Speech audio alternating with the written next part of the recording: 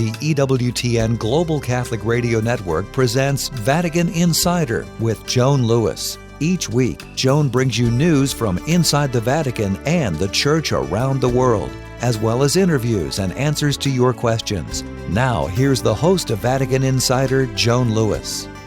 Welcome to a new edition of Vatican Insider. It's a chilly November weekend in Rome, but at least the sun is out, and that always induces a smile in the Eternal City. Now, my guest this week in the interview segment is celebrated Chicago sculptor Lou Cella, who tells the story of the statue he sculpted of Mother Cabrini, the beloved St. Francis Xavier Cabrini, patron saint of migrants. The story of that statue is captivating, especially because, as of November 13, Cabrini's feast day, the statue is now in Rome at the Basilica of St. Paul. An American saint is back in her native Italy forever.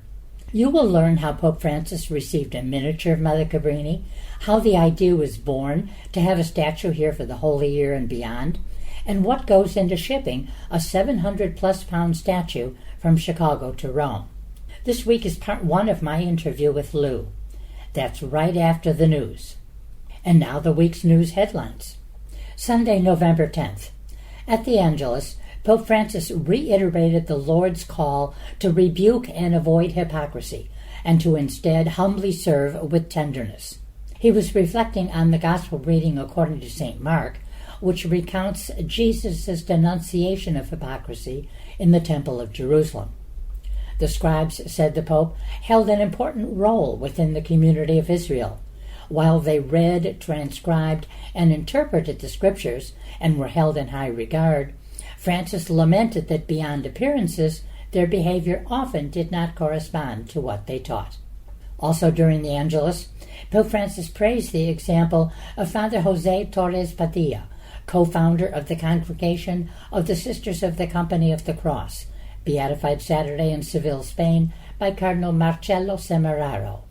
In post-Angelus remarks, Pope Francis offered his prayers and closeness to victims of the volcanic eruption in Indonesia and flood victims in Valencia, Spain. He appealed for dialogue over unrest in Mozambique and for an end to bloodshed in Ukraine, Palestine, Israel, Myanmar, and Sudan.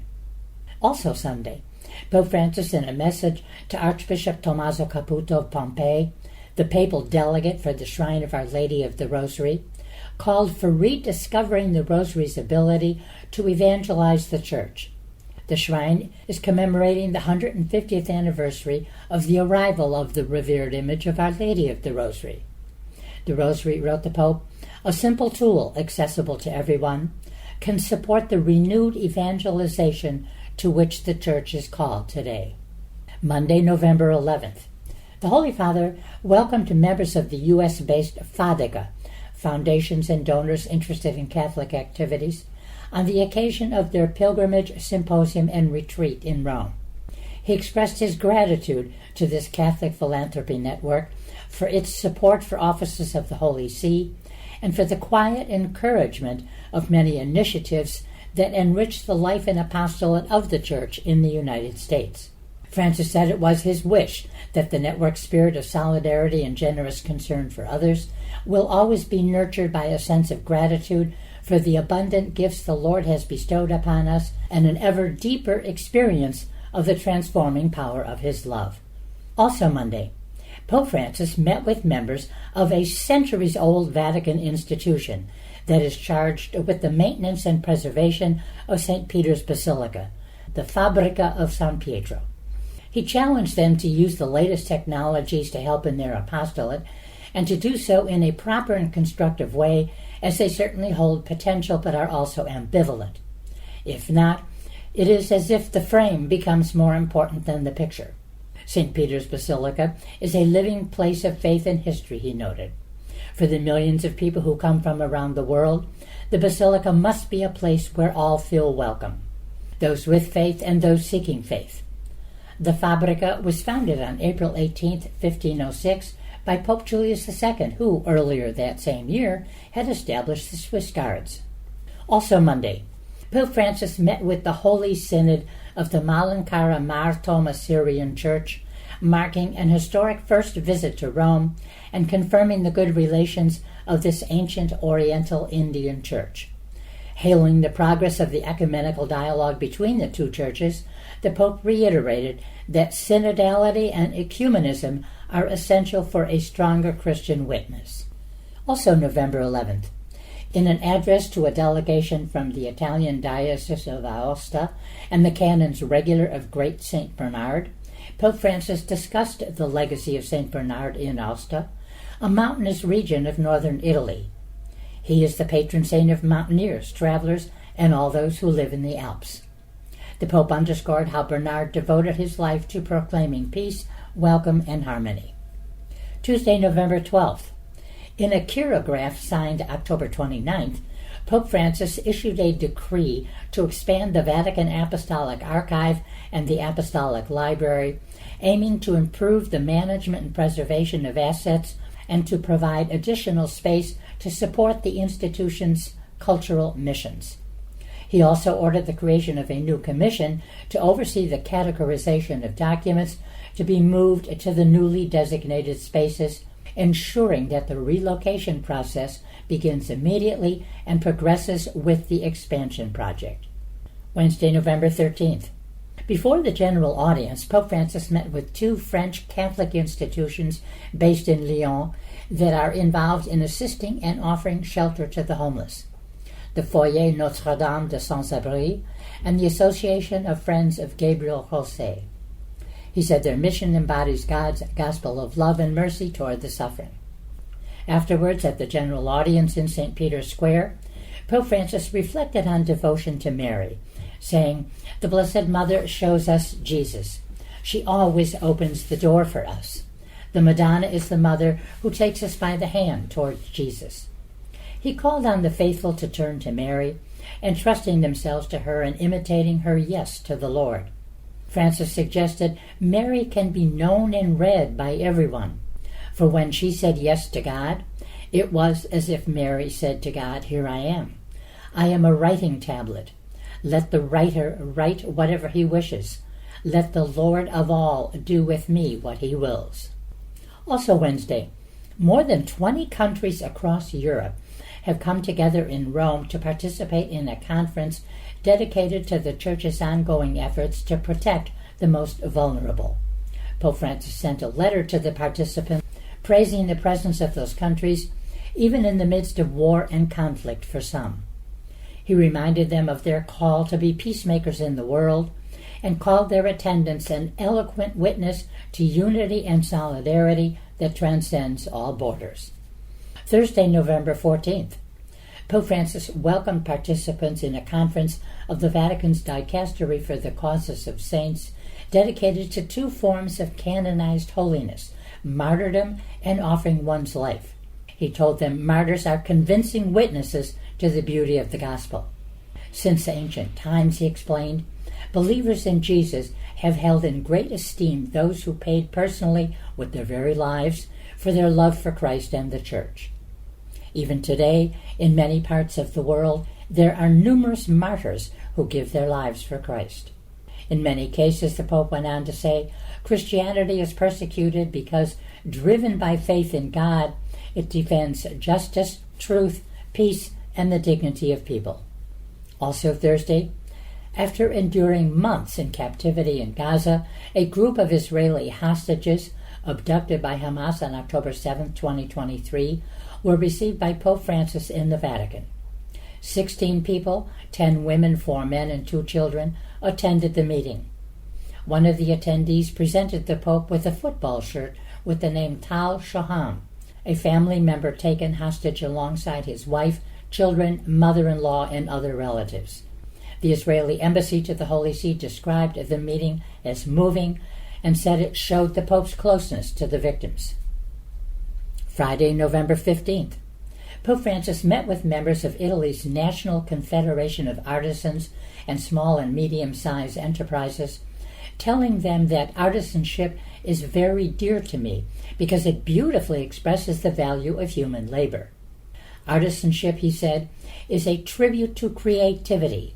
In their commitment, they collaborate in God's creative work. Well, that's the end of the news, but this coming Sunday, November 17th, is the World Day of the Poor. Pope Francis will preside at Mass, after which he will share lunch with 1,300 poor people in the Paul VI Hall. This is the 8th such time he has done so. Now, stay right here for the interview segment with Lou Cella, sculptor of a statue of Mother Cabrini that is now in Rome in a garden in St. Paul's Basilica.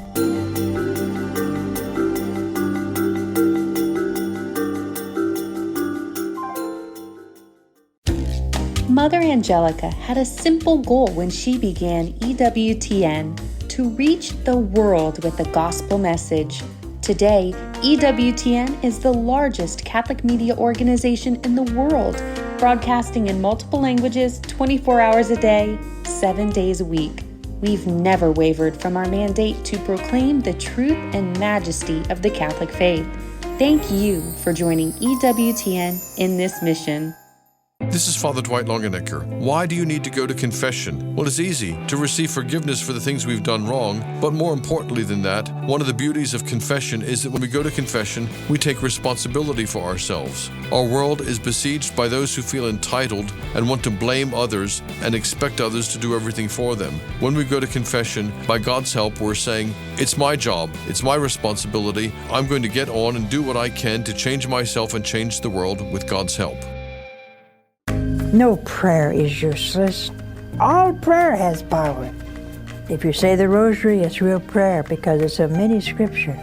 If you say a novena prayer, it's a real prayer. It's just somebody there to help you when your mind is blank, to give glory and praise to God, to be humble and ask for whatever it is you want. All prayer is pleasing to God if it's done with a grateful, loving heart.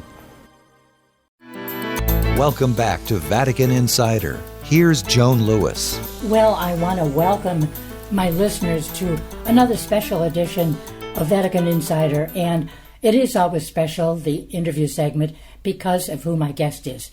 And I think if I could give a title to an interview this week, it would be The Story of a Life and a Statue.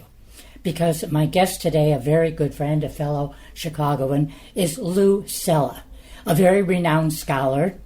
Lou is responsible for creating a beautiful statue of St. Francis Xavier Cabrini, Mother Cabrini, also linked very closely to Chicago. And that statue, placed just Friday, November 8th, on the grounds of St. Paul outside the Walls Basilica. That statue will be dedicated on November 13th, which, by the way, is Mother Cabrini's feast day, and she was also beatified on that day in 1938. So this is a wonderful story of an artist's life and the statue he created, and I only wish that today's show really was television instead of radio, because Lou has just shared with me some amazing pictures of the placement of the statue. Thank God there was wonderful weather in Rome, but the placement on the grounds of the home of the Archpriest, of Cardinal Harvey, and the grounds, of course, of the Basilica of St. Paul's. So, Lou, welcome to Vatican Insider. Well, thank you so much. It's a real honor to be with you again. We've had a lot of wonderful visits in Rome. One or two of those will come up as we talk. So tell us a little bit about your background, where you were born, how you got into sculpturing. Was that something you loved from birth? Certainly the art part of me is in the DNA. That comes from my mother. Though my father was not without his talents, but it was my Polish mother that really was the Renaissance woman in the family. And I, as you pointed out, I was born in Chicago and had been doing art as long as I could remember. It was painting, drawing, airbrush artwork. Eventually graphic design was what I studied in college. And I began, while I had done some sculpting in high school and college, it really wasn't a focus. And then I began to pursue it in my late 20s as a hobby, and found that there were people who were willing to pay me for it on a small scale, miniatures. And at a certain point, I wanted to become more refined and work on a monument scale. At that same time I was thinking that, the Chicago Bulls basketball team unveiled a sculpture of Michael Jordan that stands in front of the United Center. And when I studied that and looked at the marvelous detail that was on that, I learned that it was sculpted by Omri and Julie Amrani of the Rotblat Amrani Fine Arts Studio, which is located on the North Shore outside of Chicago, and that they were teachers and were available to give instruction. So I sought them out. This was in 1995, and I began as a student. I would go after work and learn to sculpt on a larger scale. The first thing I did was a slightly larger than life bust of the old movie actor Clark Gable. Oh, I saw that. He came to life. I mean, I'm old enough to have seen him in movies. A lot of our listeners might not be, but that was amazing. Oh, thank you. I've always been a fan of his films, yes. and just a great face to study for this kind of thing. And it grew from there. And a couple of years later, a project came into the studio to sculpt the Chicago Cubs baseball team. Had a broadcaster named Harry Carey who passed away. Yeah. And we were given the task of creating that, and Omri asked me to be a co-sculptor with him on that project, which at our studio is very common to have people team up as one unit to work on these things. It's not so common outside of our place, and I think that gives us a great advantage to give artists more opportunity, and that applies directly to Cabrini. So that was 1999 with Harry Carey. I never left. I've been working with them ever since on all topics. Certainly, sports is very lucrative, but anytime anything comes in, I will do these things. Father Hesburgh. Father Hesburgh, yes, president for 35 years of Notre Dame University, a man I knew. I went to St. Mary's of Notre Dame, and our family is very much linked to the university, so we met him on many occasions. But, I mean, you totally captured Father Hesburgh. Oh, thank you. I had met him on a number of occasions. Two of my uncles were priests in the Holy Cross Order. Okay. One of them spent 50 years as a missionary in Bangladesh, and these are both my mother's brothers, and the other taught there on campus for decades. And we're very close with Father Hesburgh, so knowing him the way they did, and they walked in to look at it, and I was ready for them to give me any scrutiny they had, and they were very supportive. They said that they thought that both the sculptures of Father Hesburgh and Father Joyce as well, was also done. In 2017, Omri, one of the owners here, he and his wife own the studio, approached another artist, Jessica Lopresti, and myself, and said he would like us to sculpt Mother Cabrini. The job had come in originally to have the sculpture placed at the Cabrini Shrine in Chicago, where she actually passed away years ago. And so Jessica and I met with people at the shrine, and they talked about having the sculpture put on the grounds right near it. And it was one of those projects that just didn't seem to have the traction that we thought it did originally, and it went dormant. And we were told, no, they're not going to do it. And the pandemic came, and we just thought it would never happen. And then Jessica and I heard that they had found a benefactor who would put up the money for it, and that they simply needed to find a location since the shrine didn't want it. This remarkable woman, this benefactor's name is Dr. Carol Christensen. Yes. A nurse who worked with... An extraordinary woman we both know well. Yeah, and worked with the Mission of the Sacred Heart and knows those nuns very well. The order founded by Mother Cabrini, yes. Precisely, yes, thank you. And so Jessica and I were back in the mix here to do this. And Carol is a very tenacious woman. She's very focused when she knows what she would like, and when she has a sense that it's right, that it's the correct thing to do. And the primary church of Chicago, if you don't know, is Holy Name Cathedral. And Holy Name Cathedral has no sculptures at it.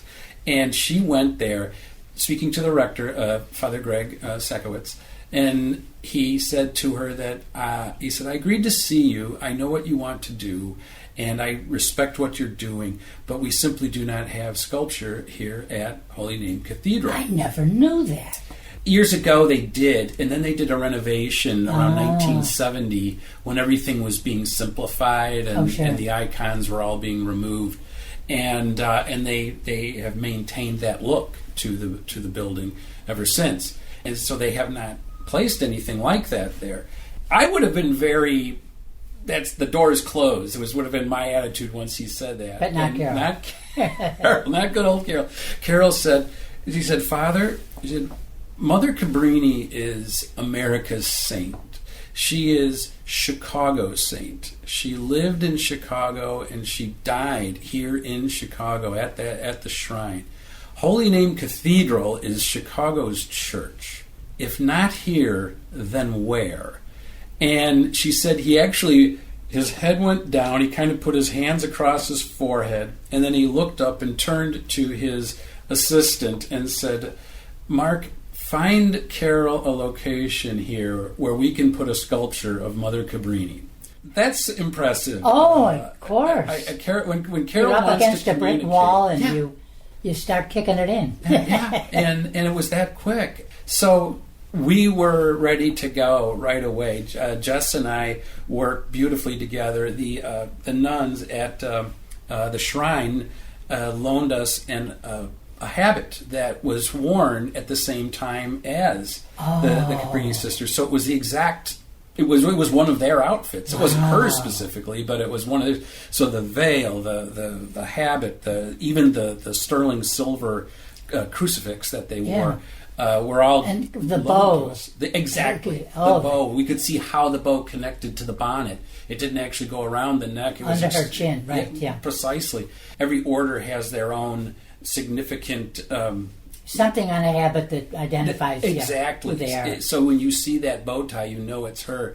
And Jess and I teamed up on this, just working in tandem and studying each other's work to make sure everything was right.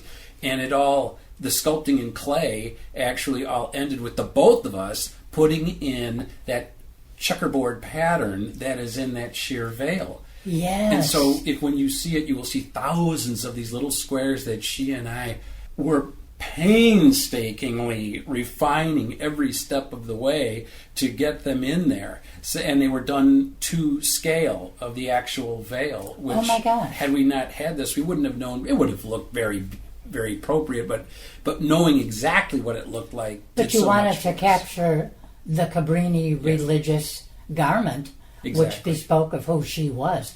By the way, Joan, I'd just like to say one more thing about Jess and her contribution, which was very unique. I could never have done this. I told you we were given an actual habit to use as reference material. The habit fit Jessica perfectly, and she was our model. And we had fans blowing to elevate the veil. We had other people holding the end and took photographs all the way around her to get all those folds just right. So she was a very good sport doing this, and really giving a part of herself to the project that in no way could I have possibly done. So, well, when you studied her life, just to interrupt for a moment, what most impressed you about Frances Xavier Cabrini, this Italian who, by the way, she wanted to be a missionary in China. She was in Italy, and it was the Pope who said, "No, you want to go to America. You want to go west, young lady, not east, because that is where migration is, and there are people there who need you and women like you." So that's when she went to America.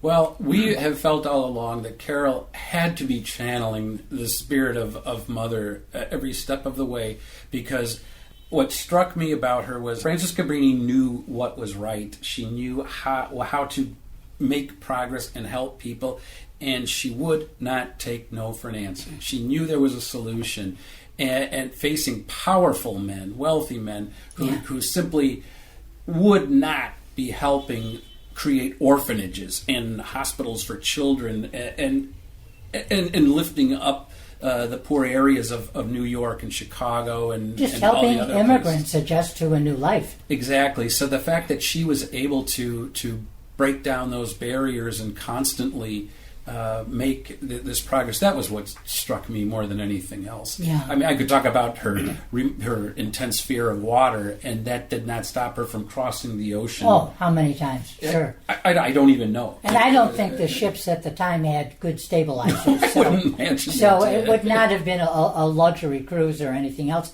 And certainly the lower the class you had to pay, your rooms were near the level where if you were going to suffer any indigestion, it was going to be in that category, not the luxurious rooms. So I interrupted you just for a minute because I had to ask that about what influenced you, both of you actually, as you were creating the statue. But to go back to the basilica, to the cathedral, so they found a place on the north side of the building.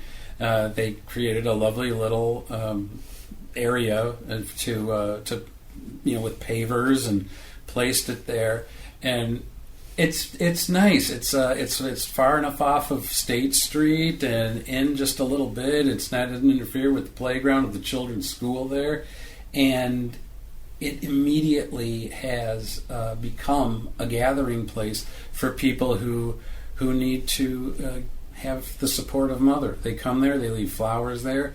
The people that work there have told me many times that they are so moved by walking. They come to work and they see people praying all the time, and they can't imagine life at the cathedral without it. Wow. Now, after fighting it, I'm sure they're there. happy they said yes, and I was delighted when I knew of that. And of course, Carol is not here. She isn't joining us today.